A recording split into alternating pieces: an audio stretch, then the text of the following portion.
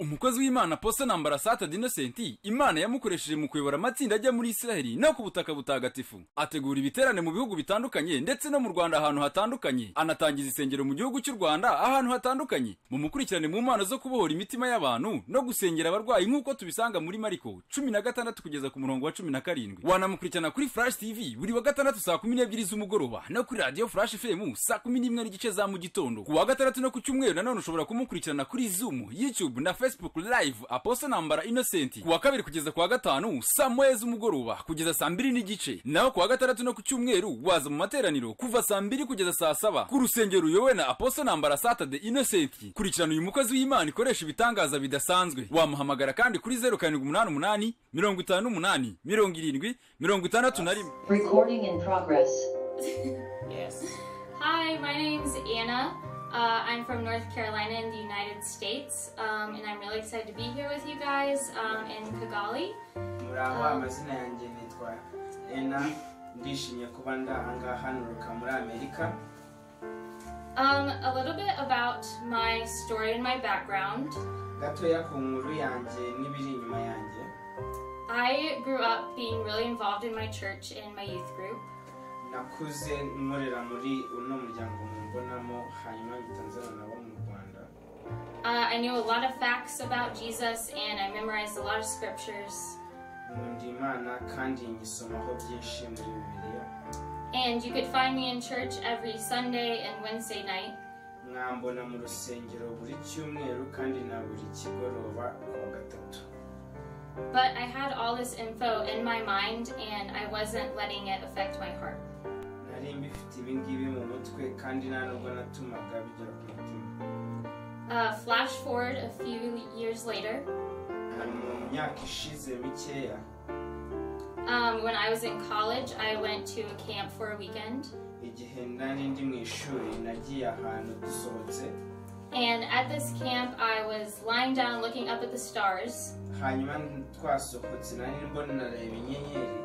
And I started crying and asking God, what is my purpose? Why am I here?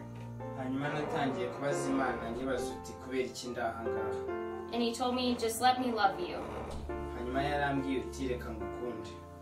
And from that moment, I started letting Jesus affect not only what I knew in my mind, but also in my heart. Icyo nari nzi mu mutima wanjye nuko nayikundaga. He started doing a new thing in me. Yatangiye gukora ibintu bishya muri njyewe. But I was really scared and had a lot of doubts and questions. Ariko nari mfite ubwoba bwo kubaza.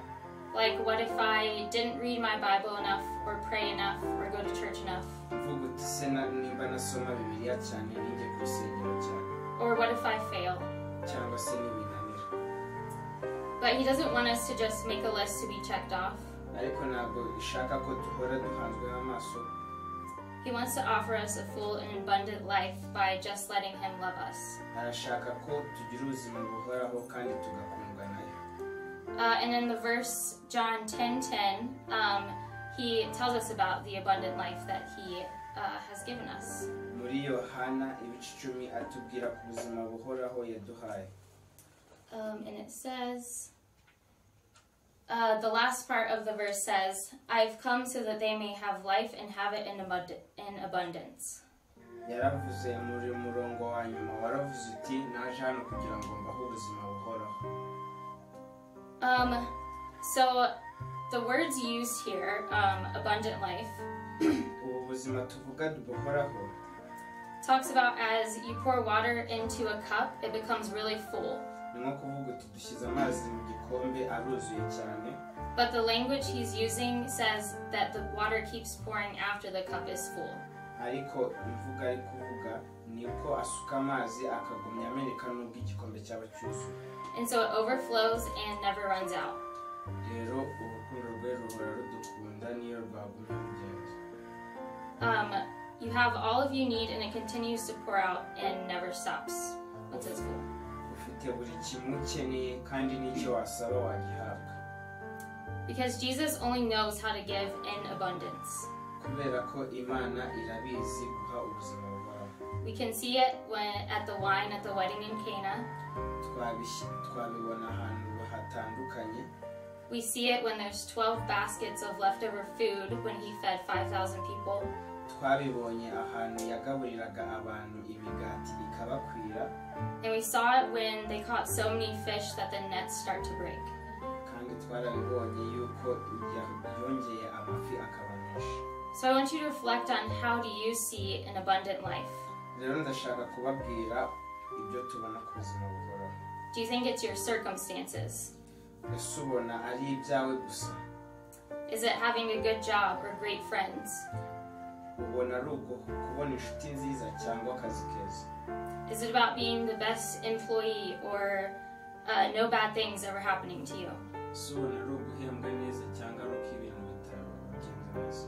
Or is it about the inner things? Cyangwa ni ibintu biri kuri wowe ubwawe? Being authentic or peaceful? Wumva ufite amahoro? Having joy or having purpose? Ufite ibyishimo, ufite n'intego? Being a good friend and being selfless? Kuba inshuti nziza cyangwa se kuba umuntu utajya utanga? Jesus cares a lot about our circumstances, but he starts with the inner things. Imana ireba byinshi ku bitugoye ariko itangirira mu by'indani muri twebwe. In Luke chapter 4, he quotes Isaiah 61, 1 through 2. Rero muri Luka ibice bine. And I'm going to read it real quick. It's Luke 4, verses 16 through 22. Luka ibice bine umurongo wa 16. He came to Nazareth where he had been brought up. As usual, he entered the synagogue on the Sabbath day and stood up to read.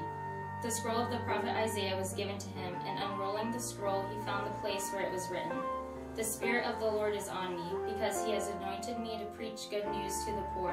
He has sent me to proclaim release to the captives, and recovery of sight to the blind, to set free the oppressed, to proclaim the year of the Lord's favor." He then rolled up the scroll, gave it back to the attendant, and sat down. The eyes of everyone in the synagogue were fixed on him. He began by saying to them, "Today, as you listen, the scripture has been fulfilled." They were all speaking well of him, and were amazed by the gracious words that came from his mouth. Yet they said, "Isn't this Joseph's son?" Rero muri Luka ibice bine umurongo wa 16 turavuga ati, ajya i Nazareti iyo yarerewe, ku munsi w'isabato yinjira mu isinagogi nk'uko yamenyereye, arahagarara ngo asome. Bamuha igitabo cy'umuhanuzi Yesaya, arakibumbura abona igice cyanditswemo ngo, "Umwuka w'Uwiteka ari muri njye, nicyo cyatumye ansigira kugira ngo mbwirize abakene ubutumwa bwiza. Yatumye kumenyesha imbohe ko zibohorwa, n'impumyi ko zihumuka, no kubohora abisenzegeri, no kumenyesha abantu iby'umwuka umwami agiriyemo imbabazi." Amaze kubumba igitabo agisubiza umurinzi w'inzu, aricara. Abantu bose bari mu isinagogi baramutumbira, nuko atangira kubabwira ati, "Uyu munsi ibyo byanditswe bisohoye mu matwi yanyu." Bose baramushima, batangazwa n'amagambo meza avuye mu kanwa ke, bati, "Mbese aho uyu munsi si we mwene Yosefu?"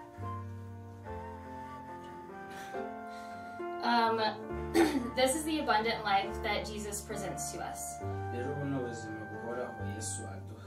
He came to fulfill the scripture prophesied in Isaiah 61. Yaje yari yujuje ibyavuzwe na Yesaya muri 51. He talks about preaching the good news to the poor, Avuga kubwiriza amakuru meza muri Pawulo. which doesn't just mean the poor in an economic standpoint, Yavugaga muri Pawulo kandi byose byanumvikanaga. but he's talking about the poor in spirit, those without God. Kandi yavugaga ku by'umwuka wera. He talks about he was sent to proclaim release to the captives. Yari yohereje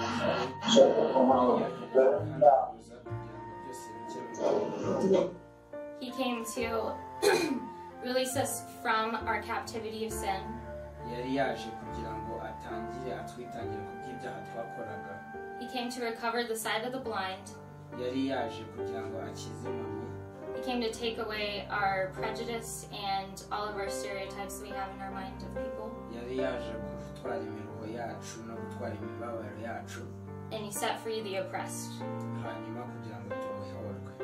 And this is the abundant life that Jesus promises us. rero ubu ni ubuzima buhoraho imana idusezerana. He wants to bind up our hurts and our pain, arashaka gukuraho uburibwe bwacu buri mu mutima, our spiritual poorness and our anxiety, ashaka kuduhereza umwuka wera, our depression and our fear, akadukuramo ubwoba, our shame and our guilt. akadukuramo ibimwaro byacu no kumva duteye isoni. And when we lay these circumstances down, rero tugatuma ibyo byose bijya hasi, we are releasing the control, tugatuma aba ari we utuyobora, and we're saying that these things have no place in my life anymore. tukavuga uti ibi bintu ntabwo bigifite aho bihuriye nanjye mu buzima bwanjye n'ukuri. Because Jesus has entered in my life, kubera ko imana yinjiye mu buzima bwanjye, bound up all of the things mentioned, mu bintu byose byavuzwe, and helps us experience life to the full and life in abundance. kandi bituma tumenya ubuzima buhoraho icyo ari cyo. So I'm going to pray for us real quick. rero tugiye gusenga twihuse. Dear Lord, imana ishobora byose, thank you so much for just coming and giving us abundant life. wakoze kuza kandi ukadusezeranya ubuzima, And may we never forget that we have abundant life because you sacrificed yours. ntabwo tuzigera twibagirwa yuko waduhaye ubuzima buhoraho. We thank you for all that you're doing in our lives. urakoze ku by'ibyo uri gukora mu buzima bwacu. We pray that you pour out your strength turasenze ngo uduhe imbaraga zawe on all of us to overcome our circumstances. kugira ngo tubashe kurenga ibiturwanya. We thank you for all the victories that you have won and all the victories that are yet to come. urakoze kubw'imbaraga ugiye kuduha. And it's in your name we pray.